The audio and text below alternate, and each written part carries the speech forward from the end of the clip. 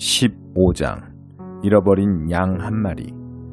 평판이 좋지 않은 많은 사람들이 예수 주변에 머물며 그분의 말씀을 열심히 듣고 있었다.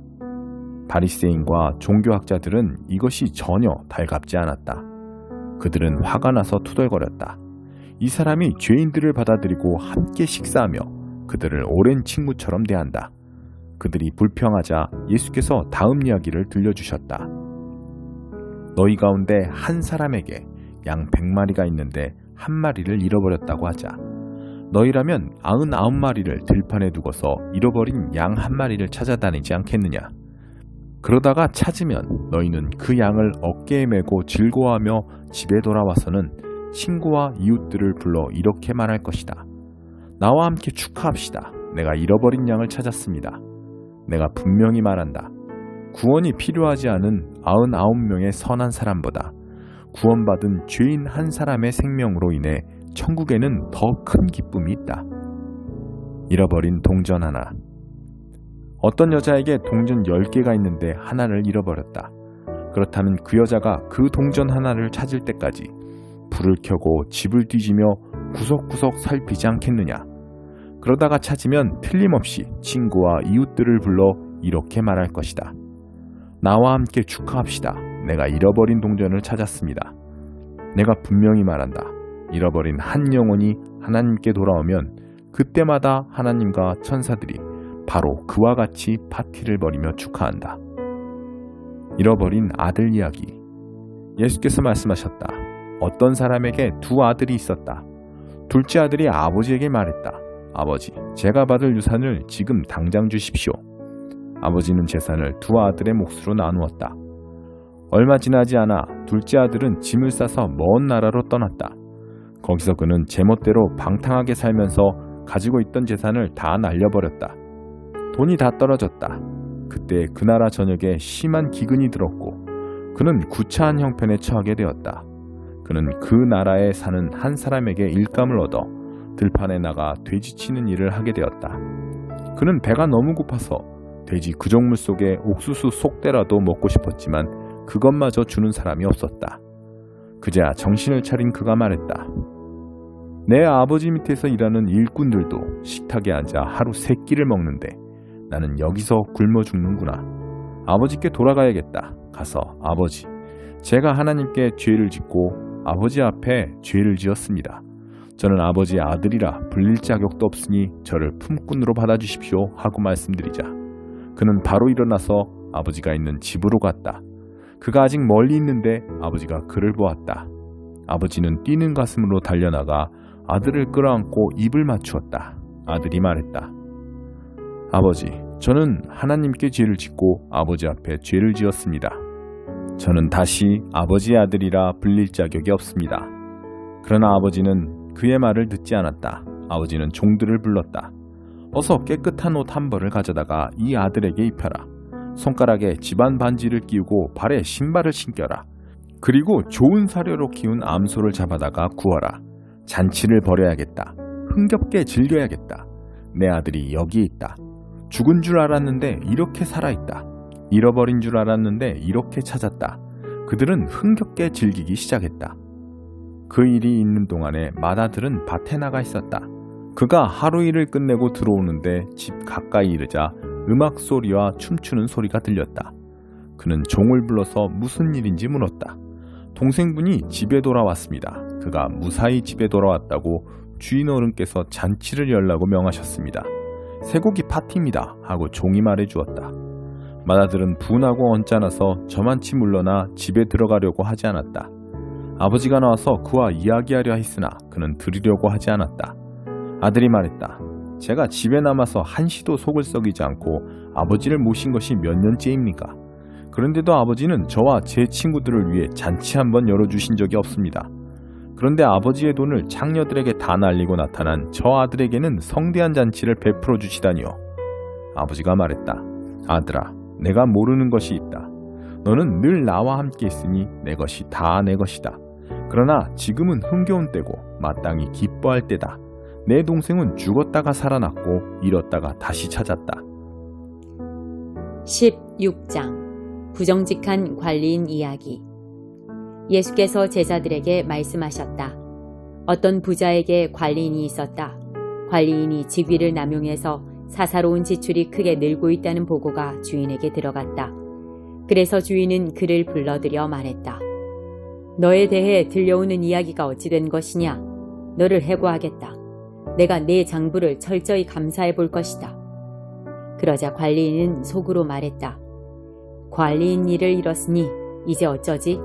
막노동을 하자니 힘이 없고 국어를 하자니 자존심이 상하고. 그렇지, 좋은 수가 있다. 이렇게 하자. 그러면 내가 거리에 나앉더라도 사람들이 나를 자기 집에 들여줄 것이다. 관리인은 곧장 행동으로 옮겼다. 그는 자기 주인에게 빚진 사람들을 한 사람씩 불렀다. 처음 온 사람에게 관리인이 말했다. 내 주인에게 진 빚이 얼마요? 그가 대답했다. 올리브 기름 100통입니다. 관리인이 말했다. 지금 당장 여기 앉아서 당신 서류에 50이라고 쓰시오. 다른 사람에게 말했다. 당신은 무슨 빚을 졌소? 그가 대답했다. 밀 100부대입니다. 그가 말했다. 당신 서류를 가져다가 80이라고 쓰시오. 자, 여기에 놀라운 소식이 있다. 주인은 이 부정직한 관리인을 칭찬했다. 왜 그랬겠느냐? 그가 제 앞가림을 할 줄 알았기 때문이다. 세상 물정에 밝은 사람들이 이 점에 있어서는 법을 잘 지키는 시민들보다 영리하다. 그들은 늘 빈틈이 없고 온갖 수단을 꾀하며 수완을 발휘해서 살아남는다. 나는 너희도 그런 식으로 옳은 것을 위해 영리해지기를 바란다.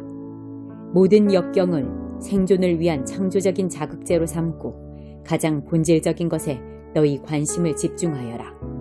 그러면 너희는 선한 행동에 만족하면서 그저 그렇게 사는 것이 아니라 참으로 살게 될 것이다.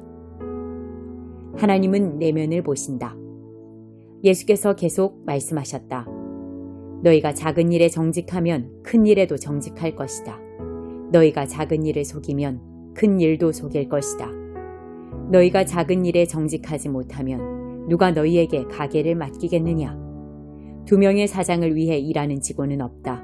하나는 미워하고 하나는 사랑하거나 하나는 떠받들고 하나는 얕보게 된다. 너희가 하나님과 은행 둘 다를 섬길 수는 없다.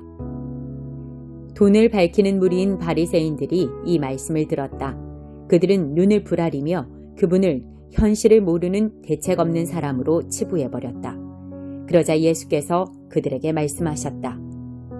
너희는 다른 사람들 앞에 자신을 그럴듯하게 보이는 데는 달인이다. 그러나 하나님은 겉모습이 아니라 내면을 보신다.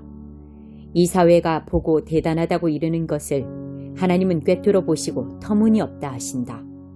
하나님의 율법과 예언자는 요한에서 절정을 이루었다. 이제 하나님 나라의 기쁜 소식이 전파된다. 이것은 모든 사람의 마음을 끄는 초대다. 하나님의 율법이 한 글자라도 달아 없어지기 전에 먼저 하늘이 풀어지고 땅이 녹아내릴 것이다. 이혼법 규정을 구실 삼아 정욕을 덮으려는 것은 간음이다. 결혼법 규정을 구실 삼아 정욕을 덮으려는 것도 간음이다. 부자와 나사로. 어떤 부자가 있었는데 그는 최신 유행하는 값비싼 옷을 입고 과시적으로 돈을 쓰면서 하루하루를 허비했다. 나사로라는 가난한 사람이 그의 집 문 앞에 버려져 있었는데 온몸이 종기투성이었다. 부자의 식탁에서 떨어지는 부스러기로 끼니를 때우는 것이 그 인생의 소원이었다. 그에게 다가와서 그 몸에 난 종기를 핥는 개들이 그의 가장 가까운 친구였다. 그러다가 이 가난한 사람이 죽었고 천사들에게 이끌려 아브라함의 품에 안겼다. 부자도 죽어서 땅에 묻혔다. 지옥에서 고통받던 부자가 눈을 들어 멀리 있는 아브라함과 그 품에 안긴 나사로를 보았다. 그가 외쳤다. 아버지 아브라함이여, 불쌍히 여기시고 자비를 베풀어 주십시오. 나사로를 보내서 그 손가락에 물을 찍어 제 혀를 시원하게 해주십시오. 제가 이 불 속에서 몹시 괴롭습니다. 그러자 아브라함이 말했다. 얘야, 너는 사는 동안에 좋은 것을 받았고 나사로는 나쁜 것을 받았다는 사실을 기억하여라. 여기는 그렇지 않다. 여기서는 그가 위로를 받고 너는 고통을 받는다. 게다가 너희와 우리 사이에 큰 수렁이 있어서 우리 쪽에서 너희에게 가고 싶어도 갈 수 없고 너희 쪽에서도 아무도 우리에게 건너올 수 없다. 부자가 말했다. 그러면 아버지, 부탁이 있습니다. 5 형제가 있는 내 아버지 집으로 나사로를 보내주십시오. 그가 그들에게 진실을 알리고 경고해서 그들만큼은 이 고통의 자리에 오지 않도록 해주십시오. 아브라함이 대답했다. 그들에게는 진실을 말해줄 모세와 예언자들이 있다. 그들한테 들으면 된다. 그가 말했다. 저도 압니다. 아버지 아브라함이여. 하지만 그들은 듣지 않습니다. 죽은 자들 가운데서 누군가 일어나 그들에게 간다면 그들도 자신들의 행실을 고칠 것입니다. 아브라함이 대답했다. 그들이 모세와 예언자들의 말을 듣지 않는다면 죽은 자들 가운데서 살아난 사람도 그들을 설득할 수 없을 것이다.